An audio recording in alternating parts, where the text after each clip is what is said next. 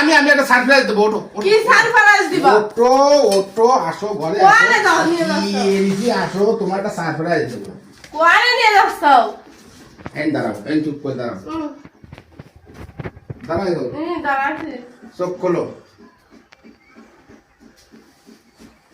এই দেখো, ফ্রিজ কিনে নিয়ে আইছো তুমি? হ্যাঁ ফ্রিজ কিনে নিয়ে আইছি। তা এত যাবত যারা তোমার আমি কইছি আমারটা ফ্রিজ কিনে এনে দাও, ফ্রিজ কিনে এনে দাও। তা তুমি ফ্রিজ কিনে এনে দাও না, আজকে ফ্রিজ কিনে এনে আইছো। ও ভালো কাজ করেছো। তা কইছি কি, তা তুমি ইয়াওলা ফ্রিজ কিনে নিয়ে আইছো কেন? হ্যাঁ আমরা ফ্রিজ কিনে নিয়ে আসবো না, মানে 2 দিন পরে আমি কুরবানি দেবো। আমি ফ্রিজ কিনে নিয়ে আসছি কারণ তুমি বোঝো না, গোস্ত তুইয়া দেবো আগাও মাথা বড়িয়া লোটকে লোট সারে বছর ফেলায় খাবো, তুমি বোঝো না।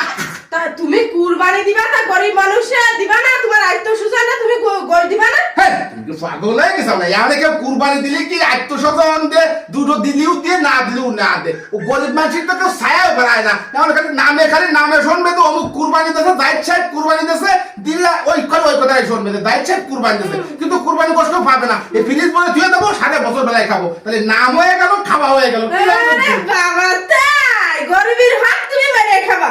কেন গরিবের হক আমি কি মেরে খাচ্ছি? আমি দিচ্ছি কুরবানি, গরিবের হক হলো কি করে? গরিবের হক তোমার সম্পত্তির প্রতি আল্লাহ ওই যে কুরবানি দিয়া তোমার শৈফিক তৌফিক দেছে, তা নয় তো তুমি কুরবানি দিতে পারতেছো না।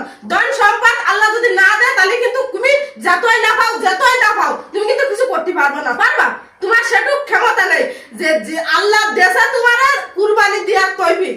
তোমার ওই কুরবানি দিবার ওই গোশের প্রতি গরিবের হক রয়েছে। তুমি গরিবের হক মাইরে খাইয়ে তুমি ফিরে তুমি দাও না, সবাই কুরবানি দে, কুরবানি দিলে মিশে ফ্রিজি তুই দে, গরিব মানুষ যাই তাহলে এক পিস গোশতও পায় না। ফ্রিজি কুরবানি যাচ্ছে তো অমুক কুরবানি যাচ্ছে, যে এক পাশে ফ্রিজি গোশ রায় গেছে, সে আর কারোর গোশ দিচ্ছে না, তাহলে আমার তাই করবো।